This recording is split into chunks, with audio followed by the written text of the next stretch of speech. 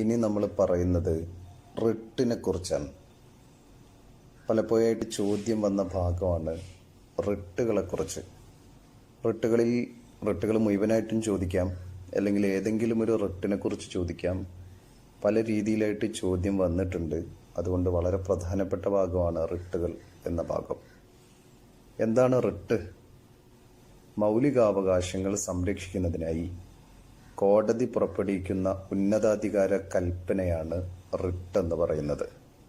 Indian ഭരണഘടനയുടെ 32-ാം അനുച്ഛേദമനുസരിച്ചാണ് supreme കോടതി writ പുറപ്പെടുവിക്കുന്നത്. ഭരണഘടനാപരമായ പ്രതിവിധിക്കുള്ള അവകാശമാണ് 32-ാമത്തെ ആർട്ടിക്കിൾ എന്ന് പറയുന്നത്. നമ്മളത് പഠിച്ചതാണ്. ആ ആർട്ടിക്കിളിൻ്റെ അടിസ്ഥാനത്തിലാണ് സുപ്രീം കോടതി മൗലികാവകാശങ്ങൾ ആർക്കെങ്കിലും നിഷേധിക്കപ്പെട്ടാൽ പുറപ്പെടുവിക്കുന്ന ഉന്നതാധികാര കൽപ്പനയാണ് റിട്ട്. 32-ാമത്തെ ആർട്ടിക്കിൾ പ്രകാരമാണ് സുപ്രീം കോടതി റിട്ടുകൾ പുറപ്പെടുവിക്കുന്നത്. ആർട്ടിക്കിൾ 226 പ്രകാരമാണ് ഹൈക്കോടതി റിട്ടുകൾ പുറപ്പെടുവിക്കുന്നത്. 226-ാമത്തെ ആർട്ടിക്കിൾ പ്രകാരമാണ്. ഈ രണ്ട് കോടതികൾക്ക് മാത്രമേ റിട്ടുകൾ പുറപ്പെടുവിക്കാനുള്ള അധികാരമുള്ളൂ. സുപ്രീം കോടതിക്കും സംസ്ഥാനങ്ങളിലെ ഹൈക്കോടതികൾക്കും മാത്രമേ റിട്ടുകൾ പുറപ്പെടുവിക്കാനുള്ള അധികാരമുള്ളൂ. അതിൻ്റെ കീഴ്ക്കോടതികൾക്ക് റിട്ട് പുറപ്പെടുവിക്കാനുള്ള അധികാരമില്ല. 5 തരത്തിലുള്ള റിട്ടുകളുണ്ട്. 1 ഹേബിയസ് കോർപ്പസ്, 2 മാൻഡമസ്, മറ്റൊന്ന് 3-ാമത്തത് കൊവാറന്റോ, 4-ാമത്തത് പ്രൊഹിബിഷൻ, 5-ാമത്തത് സെർഷററി. ഇങ്ങനെ 5 റിട്ടുകളാണ് നിലവിലുള്ളത്. നമുക്ക് ആദ്യമായിട്ട് നോക്കാനുള്ളത് ഹേബിയസ് കോർപ്പസ് ആണ്. എന്താണ് ഹേബിയസ് കോർപ്പസ് റിട്ട് എന്ന് പറയുന്നത്? ഇന്ത്യൻ ഭരണഘടനയിൽ പ്രതിപാദിച്ചിരിക്കുന്ന റിട്ടുകളിൽ ഒന്നാണ് ഹേബിയസ് കോർപ്പസ്. ഹേബിയസ് കോർപ്പസ് എന്ന പദത്തിൻ്റെ അർത്ഥം ശരീരം ഹാജരാക്കുക എന്നതാണ്. അന്യായമായി തടവിലാക്കപ്പെട്ട ഒരു വ്യക്തിയെ വിടുവിക്കുവാൻ ഉപയോഗിക്കുന്ന ഒരു റിട്ടാണിത്. തടവിലാക്കപ്പെട്ട ആളുടെ ബന്ധുക്കൾക്കോ അയാളുടെ സ്വാതന്ത്ര്യം ആഗ്രഹിക്കുന്ന ഏതൊരു വ്യക്തിക്കോ ഈ റിട്ട് ഹർജി കോടതിയിൽ സമർപ്പിക്കാവുന്നതാണ്. ഈ ഹർജിയിലൂടെ തടവിലാക്കപ്പെട്ട വ്യക്തിയെ കോടതിയിൽ ഹാജരാക്കാനുള്ള ഉത്തരവുകൾ കോടതി പുറപ്പെടുവിക്കുന്നു. അന്യായമായാണ് ആ വ്യക്തിയെ തടവിലാക്കിയത് എന്ന് ബോധ്യമായാൽ അയാളെ സ്വതന്ത്രനാക്കാനുള്ള അധികാരം കോടതികൾക്കുണ്ട്. അന്യായമായി പോലീസ് കസ്റ്റഡിയിലുള്ള ആളുകളെ വിടുവിക്കാൻ സാധാരണയായി ഈ റിട്ടുകളാണ് ഉപയോഗിക്കാറുള്ളത്. അതുപോലെ പല ആളുകളെയും ഇപ്പോൾ രക്ഷിതാക്കൾ കുട്ടികളെ തടവിലാക്കുന്നുണ്ട്. ചില ആളുകൾ തട്ടിക്കൊണ്ടുപോയി ആളുകളെ തടവിലാക്കുന്നുണ്ട്. നമുക്ക് പലപ്പോഴും കാണുന്നത് ഈ പ്രണയത്തിൻ്റെ സമയത്തൊക്കെ കുട്ടികളെ രക്ഷിതാക്കൾ തടവിലാക്കാറുണ്ട്. അപ്പോൾ അത്തരം സാഹചര്യങ്ങളിൽ അവരെ മോചിപ്പിക്കാൻ സ്വാഭാവികമായിട്ടും പാർട്ട്ണർ അപ്പുറമുള്ള പ്രണയിക്കുന്ന മറ്റു ആൾ റിട്ട് കൊടുക്കുമ്പോൾ അത് കോടതിയിൽ ഹാജരാക്കുകയും കോടതി ആ കുട്ടിയോട് ചോദിക്കും, എന്താണ് നിങ്ങളുടെ തീരുമാനം? ഇവരോടൊപ്പം പോകാനാണോ രക്ഷിതാക്കളോടൊപ്പം പോകാനാണോ? അപ്പോൾ ആ കുട്ടി എന്താണോ അവരെന്താണോ പറയുന്നത് അതനുസരിച്ചാണ് കോടതി തീരുമാനമെടുക്കുന്നത്. ഇത് പലപ്പോഴായിട്ട് കോടതിയിൽ നമ്മൾ കണ്ടതാണ്. ഇങ്ങനെ ഇതൊരു ഉദാഹരണം പറഞ്ഞെന്ന് മാത്രമേ ഉള്ളൂ.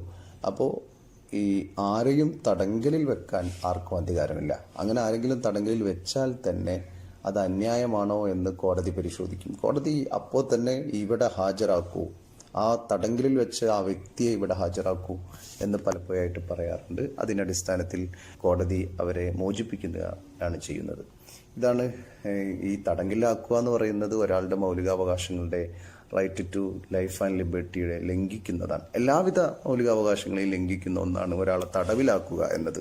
അപ്പോൾ അത് അങ്ങനെ തടവിലാക്കാൻ പറ്റില്ല. അങ്ങനെ ആരെങ്കിലും തടവിലാക്കിയാൽ അപ്പോൾ തന്നെ കോടതി ആ പരാതി എത്തിക്കഴിഞ്ഞാൽ അപ്പോൾ തന്നെ കോടതി പുറപ്പെടുവിക്കുന്ന റിട്ടിൻ്റെ പേരാണ് ഹേബിയസ് കോർപ്പസ് എന്ന് പറയുന്നത്. മറ്റൊന്ന് മാൻഡമസ് ആണ്. മാൻഡമസ് എന്ന റിട്ടിനെ കുറിച്ച് പറയുകയാണെങ്കിൽ ഇന്ത്യൻ ഭരണഘടനയിൽ പ്രതിപാദിച്ചിരിക്കുന്ന റിട്ടുകളിൽ ഒന്നാണ് മാൻഡമസ്. മാൻഡമസ് എന്ന പദത്തിൻ്റെ അർത്ഥം കൽപ്പന എന്നാണ്.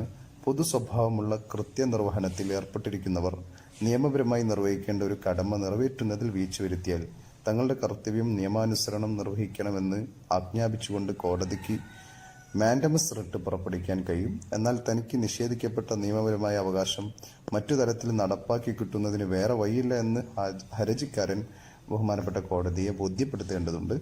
സർക്കാരുകൾക്കെതിരെയും ഈ റിട്ട് ഉപയോഗിക്കാൻ കഴിയും. സുപ്രീം കോടതിക്കും ഹൈക്കോടതിക്കും മാത്രമാണ് ഇന്ത്യയിൽ റിട്ടുകൾ പുറപ്പെടുവിക്കാനുള്ള അവകാശമുള്ളത്. എന്തായാലും ഒരു പൊതു സ്വഭാവമുള്ള കൃത്യനിർവഹണത്തിൽ ഏർപ്പെട്ടിരിക്കുന്നവർ മറ്റുള്ളവർക്ക് മൗലികാവകാശങ്ങൾ നിഷേധിക്കപ്പെടുന്ന രീതിയിൽ പ്രവർത്തിക്കുമ്പോൾ മൗലികാവകാശം നിഷേധിക്കപ്പെട്ട ആൾക്ക് പരാതി കൊടുത്താൽ കോടതി പുറപ്പെടുവിക്കുന്ന റിട്ടാണ് മാൻഡമസ് എന്ന് പറയുന്നത്. മറ്റൊന്ന് കോവാറന്റോ റിട്ടാണ്.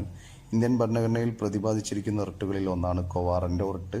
നിയമപരമായി തനിക്ക് അവകാശമില്ലാത്ത ഒരു സ്ഥാനത്തോ പദവിയിലോ ഒരാൾ കയറിപ്പറ്റുകയോ ഇല്ലാത്ത അധികാരം ഉപയോഗിക്കുകയോ ചെയ്താൽ അതിൽ പരാതിയുള്ള ഏതൊരു വ്യക്തിക്കും കോവാറന്റോ ഹർജി കോടതിയിൽ സമർപ്പിക്കാവുന്നതാണ്. ആ ഹർജി ശരിയാണെന്ന് കോടതിക്ക് ബോധ്യമായാൽ പ്രസ്തുത വ്യക്തിയെ നിഷ്കാസനം ചെയ്തുകൊണ്ടുള്ള ഉത്തരവുകൾ പുറപ്പെടുവിക്കാൻ ഉയർന്ന കോടതികൾക്ക് അധികാരമുണ്ട്. ഇത് നമ്മൾ ആരെങ്കിലും ഒരു ഉദ്യോഗസ്ഥൻ, ആ ഉദ്യോഗസ്ഥൻ ഉഡായിപ്പിലൂടെയാണ് ആ ഉദ്യോഗം നേടിയിട്ടുള്ളത് എന്ന് നിങ്ങൾക്ക് ബോധ്യമായാൽ നിങ്ങൾക്ക് മനസ്സിലായി അയാൾ അവിടെ നിന്ന് പ്രവർത്തിക്കുന്നത് ഉഡായിപ്പ് പരിപാടിയിലൂടെയാണ് അദ്ദേഹം ആ സ്ഥാനത്ത് കയറിയത്, എന്നിട്ട് അയാൾ പ്രവർത്തിക്കുന്നത് ശരിയല്ല. സ്വാഭാവികമായിട്ടും അവസരങ്ങൾ നിഷേധിക്കപ്പെടുകയാണ് ചെയ്യുന്നത്. അവിടെ യഥാർത്ഥത്തിൽ ആ പോസ്റ്റിൽ വരേണ്ട ആളുടെ അവസരങ്ങൾ നിഷേധിച്ചുകൊണ്ട് അനർഹമായിട്ടാണ് ആ തൊഴിലിൽ കയറിയിട്ടുണ്ടെങ്കിൽ അത് മൗലികാവകാശത്തിൻ്റെ ലംഘനമാണ്. ആ ലംഘനത്തെ ചോദ്യം ചെയ്തുകൊണ്ട് നമുക്ക് അയാൾക്കെതിരെ കോടതിയിൽ കോവാറന്റോ സമർപ്പിക്കാവുന്നതാണ്. അപ്പോൾ കോടതി പുറപ്പെടുവിക്കുന്ന റിട്ടിനെയാണ് കോവാറന്റോ റിട്ട് എന്ന് പറയുന്നത്. മറ്റൊന്ന് പ്രൊഹിബിഷനാണ്. സുപ്രീം കോടതിയും ഹൈക്കോടതിയും കീഴ്ക്കോടതികൾക്ക് നൽകുന്ന നിരോധന ഉത്തരവുകളാണ് പ്രൊഹിബിഷൻ എന്ന് പറയുന്നത്. ഒരു ഉന്നത നീതിപീഠത്തിന്റെ പരിഗണനയിലിരിക്കുന്ന കേസുകൾ ആ സമയം ഏതെങ്കിലും കോടതികൾ പരിഗണിച്ചാൽ ആ കേസ് നിർത്തിവെക്കാൻ ആവശ്യപ്പെട്ടുകൊണ്ട് മേൽക്കോടതിക്ക് ഉത്തരവ് നൽകാൻ കഴിയും. ഇതിനെയാണ് പ്രൊഹിബിഷൻ റിട്ടുകൾ എന്ന് പറയുന്നത്. കീഴ്ക്കോടതികൾക്ക് പുറമെ ഏതെങ്കിലും അധികാരികൾ അവരുടെ അധികാരപരിധി ലംഘിക്കുന്ന പക്ഷം ആവശ്യമെങ്കിൽ പ്രൊഹിബിഷൻ റിട്ട് മേൽക്കോടതി പുറപ്പെടുവിക്കാറുണ്ട്. ഏതായാലും തങ്ങളുടെ പരിധിയിൽ ഉന്നത നീതിപീഠത്തിന് കീഴിൽ ഒരു കേസ് നടക്കുന്നു, അതേ കേസ് തന്നെ കീഴ്ക്കോടതികൾ പരിഗണിക്കുന്നുണ്ടെങ്കിൽ അത് നിർത്തിവെക്കാൻ ആർക്ക് പറയാനുള്ള അധികാരമുണ്ട്?